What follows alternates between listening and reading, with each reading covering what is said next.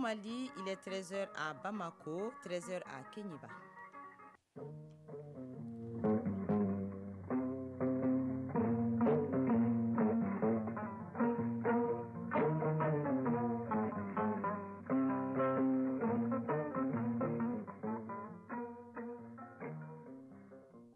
Le journal Tenemba Monikata. La deuxième édition de Mali Actualité avec un seul titre. 8 mars, journée internationale de la femme célébrée partout dans le monde. L'événement vise à promouvoir les droits et magnifier l'œuvre des femmes. Au Mali, elle est célébrée sous le thème Femmes, actrices incontournables, debout pour la paix, la sécurité, la cohésion sociale et la réconciliation au Mali. Une célébration au stade Omnisport de Bamako avec les présidents de la transition, le colonel Assimi Goïta. Mesdames, Messieurs, bienvenue. Les femmes sont en l'honneur ce mercredi 8 mars à la faveur de la célébration de la journée qui leur est dédiée. La journée est célébrée au Mali sous le thème Femmes, actrices incontournables, debout pour la paix, la sécurité, la cohésion sociale et la réconciliation. Le 8 mars permet de jeter un regard sur les avancées des femmes dans divers domaines. Elle vient d'être célébrée au stade Modibo Keïta, une cérémonie présidée par le président de la transition, une façon pour le colonel Assimi Goïta de montrer sa solidarité et son soutien au combat que mènent les femmes maliennes pour leur autonomisation et dans leur volonté de relever les défis du moment auxquels notre pays est confronté. Nous y reviendrons dans nos futures éditions avec nos différents reporters. La Journée internationale de la femme est l'occasion aussi de célébrer au niveau international les actions des femmes. C'est là au plan économique, politique et social. Cette journée est marquée par de très nombreuses manifestations à travers le monde organisées par des mouvements et associations pour fêter les victoires et les acquis en matière de droits des femmes.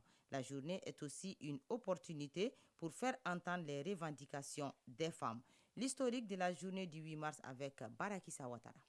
La Journée internationale des femmes ou encore Journée internationale des droits des femmes puise ses origines dans l'histoire des luttes ouvrières et des manifestations de femmes. Elle réclamait le droit de vote, de meilleures conditions de travail et l'égalité entre les hommes et les femmes qui agitèrent l'Europe et le monde occidental au début du XXe siècle.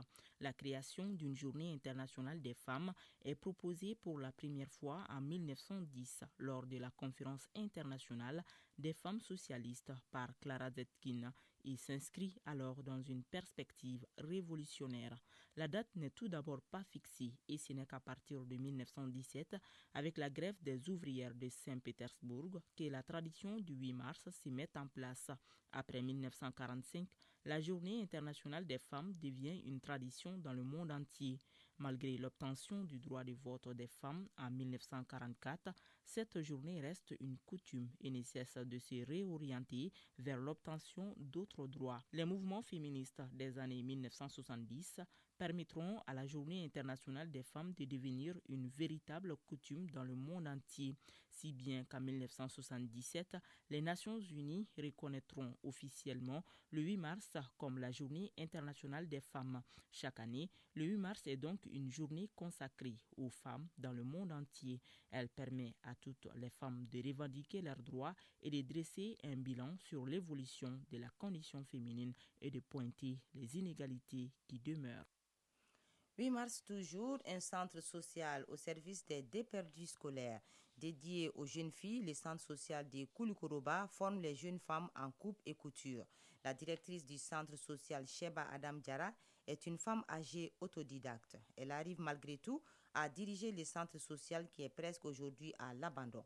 Notre Nyeleni de la coupe et couture ne bénéficie d'aucun salaire. Elle encadre dans ce centre depuis 1988. Atoumassari.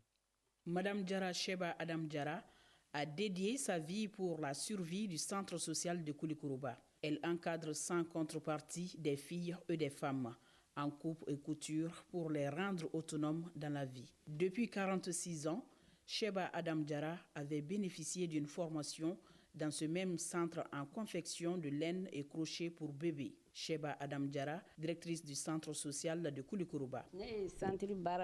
J'ai pris les relais après l'admission à la retraite de Mme Diarra et Sissé en 1988.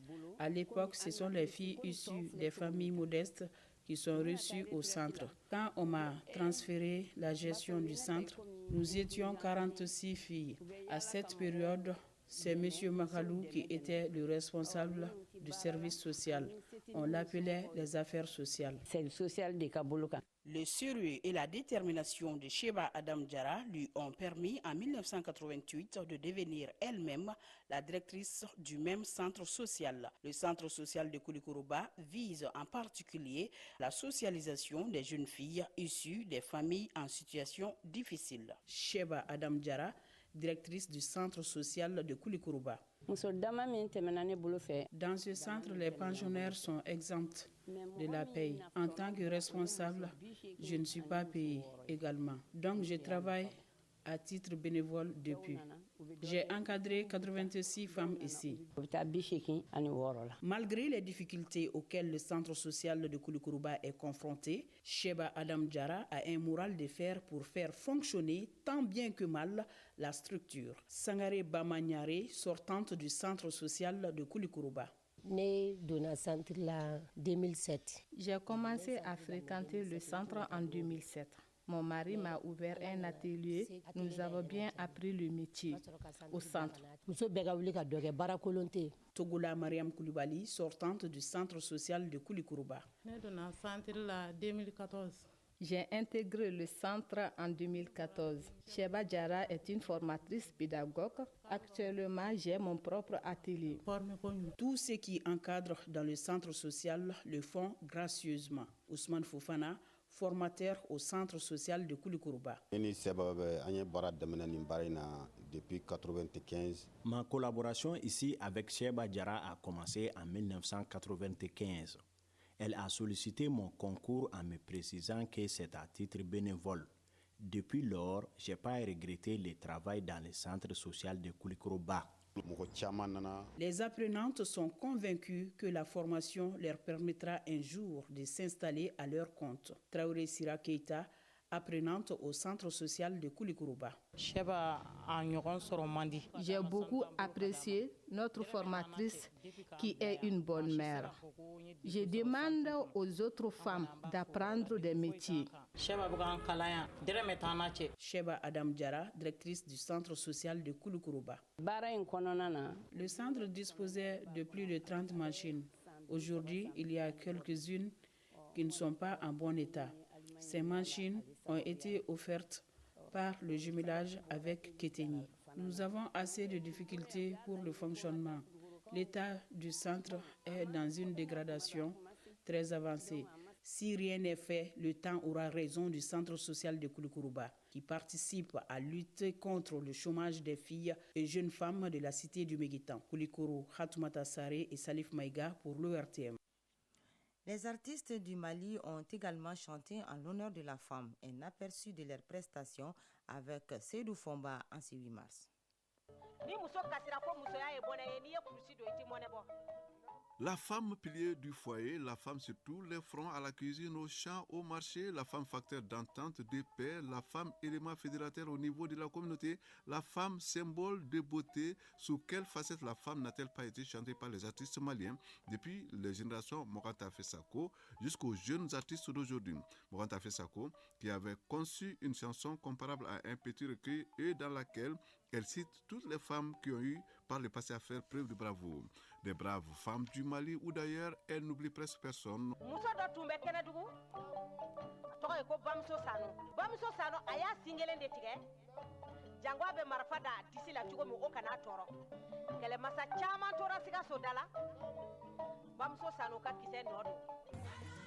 Dans la lutte pour la promotion de la femme, l'ensemble instrumental a lui aussi pleinement joué sa partition, notamment à travers cette belle composition.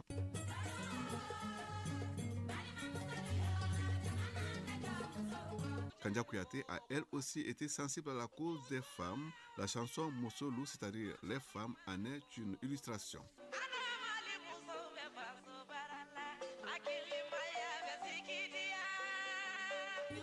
La femme n'a pas été chantée que par les femmes. De grandes voix d'hommes se sont aussi impliquées dans le combat comme Salif Keita, qui a su, avec un talent indescriptible, magnifier la femme malienne à l'œuvre.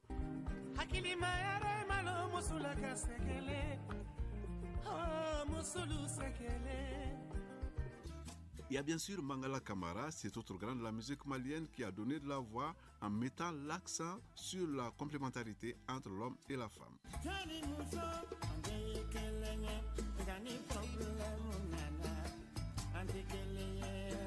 L'orchestre de Sossissa de Djamou avec Jean Bita n'était pas resté en marge de la défense de la cause de la femme en signant ses titres mémorables, Penda.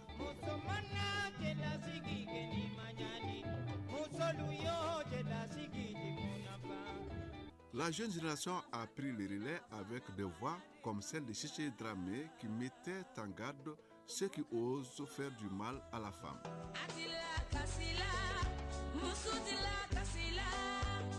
Il y a eu ensuite Nena Soumano un peu plus sévère avec les hommes puisqu'elle les met carrément en garde contre tout comportement offensant à l'égard de la femme, mais pas sans humour évidemment, comme quoi les femmes ont vraiment le sens de l'humour.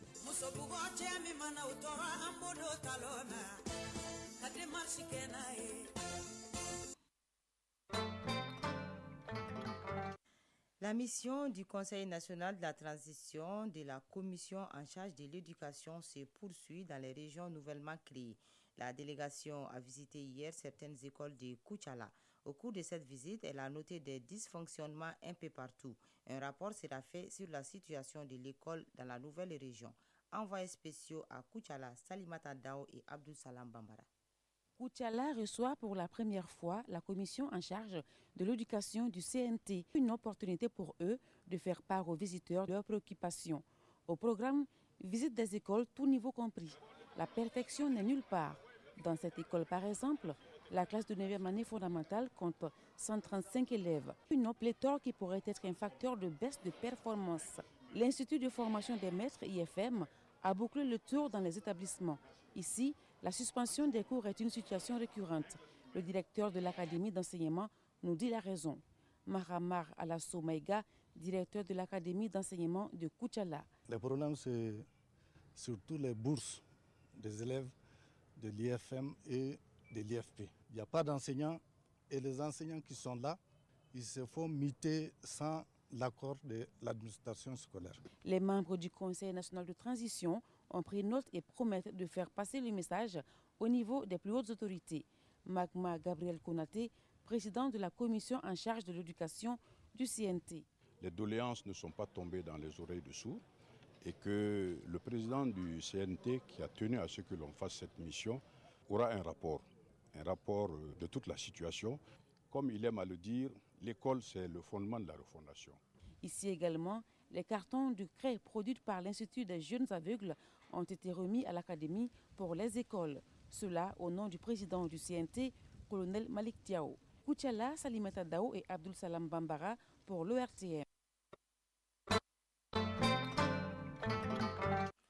13h13 à Bamako, en Côte d'Ivoire. Les dépouilles des victimes de la crise post-électorale doivent être rendues à leurs familles aujourd'hui.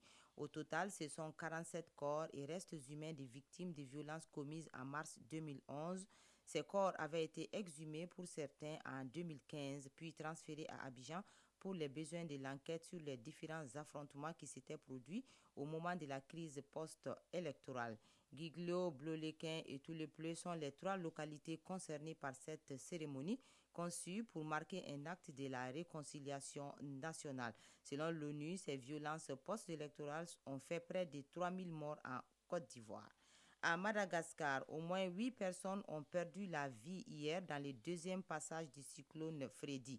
Avec des rafales de vent allant jusqu'à 180 km/h, il s'est renforcé en se dirigeant vers le Mozambique où il a fait des dégâts matériels et sémé la désolation dans son sillage. L'Organisation météorologique mondiale a indiqué que Freddy, qui a pris naissance au large du nord-ouest de l'Australie début février, était en passe de devenir le cyclone tropical le plus long jamais enregistré. Au total, 15 personnes sont mortes à Madagascar depuis que cet ouragan a frappé la grande île pour la première fois à la fin du mois de février, apportant des vents violents et des pluies torrentielles. En Égypte, 2 personnes ont été tuées hier et 16 autres blessées dans un accident de train dans la ville de Kaloub au nord du Caire, la capitale égyptienne. L'annonce a été faite dans un communiqué par le ministère égyptien de la Santé.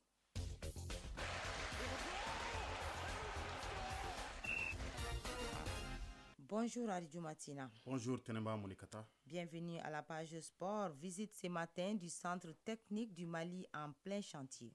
Le centre technique est un gigantesque projet de développement de notre football porté par la Fédération malienne de football et financé par la FIFA.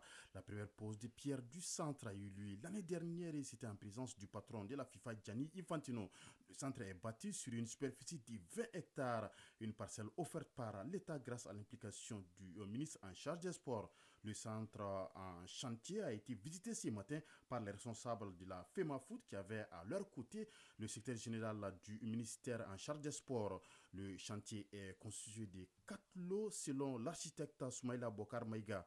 Il s'agit du premier lot qui comporte un hôtel 4 étoiles en 5 étages, deuxième lot, 2 dortoirs, troisième lot, l'amphithéâtre, logement des cadres, administration, salle de gym et le quatrième lot est composé de vestiaires et 3 terrains, 2 terrains gazon naturel et une pelouse synthétique. Le taux d'exécution général des travaux est de 32%. Quant au président de la Fédération malienne de football, Mamoudou Touré Bavier, et le secrétaire général du ministère en charge des sports, Amadou Diarra Yalkouye, ils sont réjouis de l'évolution du chantier. Le centre technique, une fois terminé, sera une référence dans la sous-région. Selon les responsables, l'infrastructure contribuera au développement de notre football. Football, Coupe du Mali, les 16e de finale se poursuivent aujourd'hui. Au programme de ce 16e de finale de Dames Coupe du Mali, ce mercredi, 6 rencontres à Morti au stade Barema Bokoum. Le centre malano-belge reçoit centre Soya Touré à Gao au stade Kassé Keita. AS Koira Alwa affronte Avenir au stade municipal de Tombouctou. AS Commune accueille USD de Djeni à Kenyeba. Renaissance de la localité sera face à Afrique Football Elite a fait un club de première division. À Yelimani, Tourbillon joue contre Black Star de Badalabou et le Djoliba Athletic Club détenteur du trophée sera l'hôte de l'Académie des Cailles. Les différentes rencontres démarrent à partir de 15h30. Les équipes déjà à qualifier pour les 8e de finale sont le Stade Malien de Bamako, les 11 Kater de Nyarela, l'USFAS, le Binga FC, l'USC Kita, l'AS Bakaridjan, le COB et AS Alençon de Kouchala. Pour le moment, le seul club de deuxième division qui est parvenu à se qualifier. Parlons maintenant des compétitions africaines des clubs. L'AS Real, notre représentant en Coupe CAF, joue cet après-midi en Tanzanie.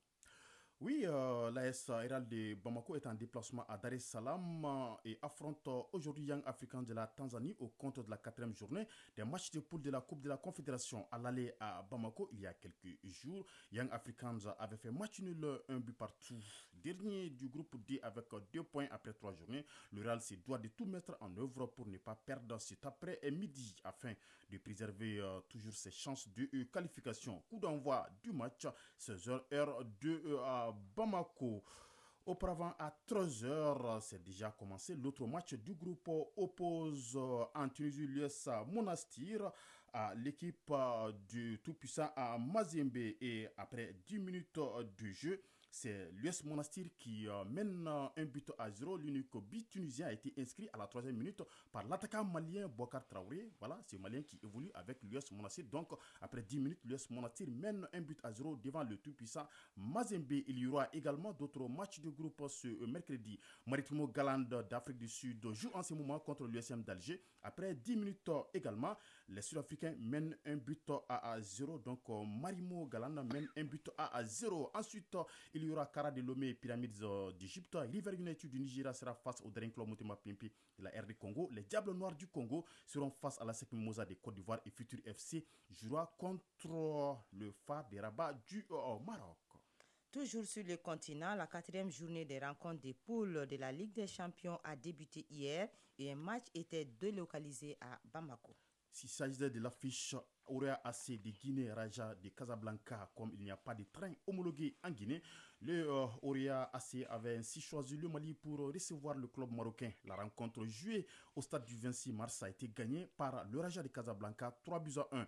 Le Raja survole ainsi le groupe C, 4 matchs, 4 victoires, 12 points et se qualifie pour les quarts de finale de cette quatrième journée. L'autre match de poule a vu la victoire de Simba de la Tanzanie 1-0 face à Vipers d'Ouganda. Le club tanzanien occupe la deuxième place avec 6 points. Le Aurea AC reste à 4 points et Vipers 1 point presque éliminé. Les autres résultats obtenus hier: victoire 2-0 d'Al Hilal d'Omdurman du Soudan contre Coton Sport du Cameroun. Le Zamalek s'est relancé en disposant de l'Espérance sportive de Tunis, battu 2-0. Victoire aussi du CR Belouizdad 1-0 face à El Merreikh du Soudan. Les autres oppositions de cette quatrième journée des matchs de poule de la Ligue des Champions se jouent samedi. En Europe, les huitièmes de finale et retour de la Ligue des Champions se poursuivent ce soir. Oui, il y aura deux rencontres à Angers. Le Paris Saint-Germain est en déplacement à Allianz Arena de Munich pour jouer contre le Bayern Munich. Et l'avenir du Paris en compétition européenne se joue ce soir. Le PSG comptera une fois de plus sur son arme fatale. Il s'agit de Kylian Mbappé. À l'aller, le club allemand s'était imposé en France au Parc des Princes 1-0. Déplacement périlleux également pour le Milan AC qui s'était imposé 1-0 à domicile. Cette fois-ci, les Milanais vont se déplacer à White Hart Lane à Londres en Angleterre pour jouer contre les Spurs de Tottenham. En tout cas, les deux équipes qui vont se qualifier aujourd'hui vont obtenir leur ticket pour les quarts de finale et rejoindront l'équipe de Benfica de Lisbonne et de Chelsea qui se sont qualifiés hier pour ces quarts de finale. Merci Alidou Matina. Chronique de l'environnement. La commission Sciences, Techniques et Environnement du Conseil économique, social et culturel, l'une des institutions de la République, est le sujet de notre chronique de l'environnement d'aujourd'hui. Cette commission a pour mission de mener des réflexions en partenariat avec les acteurs impliqués dans la préservation de l'environnement, des ressources naturelles et la politique du développement durable, entre autres. La chronique de l'environnement est réalisée par Agibou Koulibaly.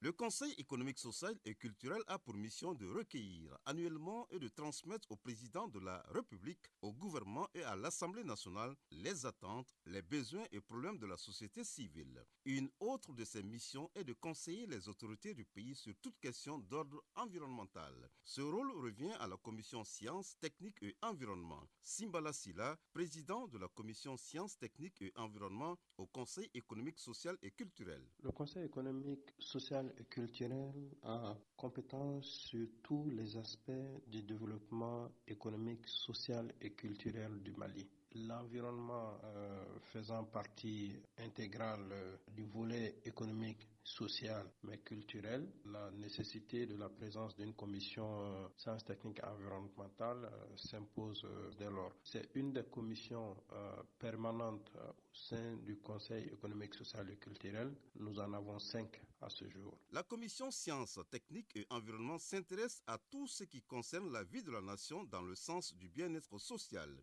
Elle a mené des activités qui ont rehaussé l'image de l'institution en la rendant plus lisible, plus visible non seulement aux yeux des décideurs, mais également à ceux des populations, comme par exemple la rencontre récente sur le plaidoyer en faveur des actions de reboisement au Mali. Simbala Sila, président de la commission sciences, techniques et environnement au Conseil économique, social et culturel.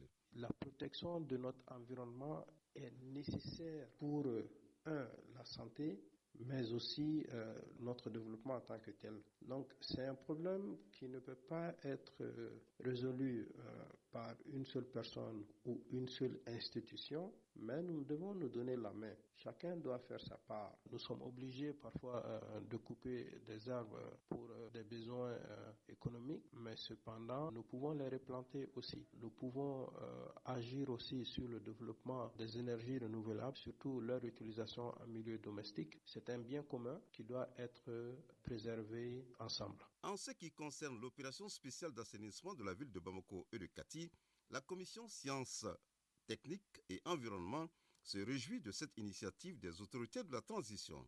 Simbala Sila, président de la commission sciences techniques et environnement au Conseil économique, social et culturel. Je ne peux que saluer cet engagement du président de la transition. Nous lui demandons de continuer et parce que relever ce défi n'est pas du tout facile. C'est un bon début et nous nous tenons à sa disposition pour tout accompagnement qu'on pourrait lui apporter. La commission sciences, techniques et environnement, faut-il le rappeler, réunit en son sein toutes les expertises nécessaires dans le domaine du développement global en matière de gestion de l'environnement. Merci Agibou Koulibaly, c'est ce qui met fin à cette édition présentée par Tenemba Monikata, mise en onde assurée par Alimata Ouattara, mise en ligne par Salif Traoré, réalisation Dossé Baba Diarra, coordination Ousmane Dao. Merci à vous de nous avoir suivis.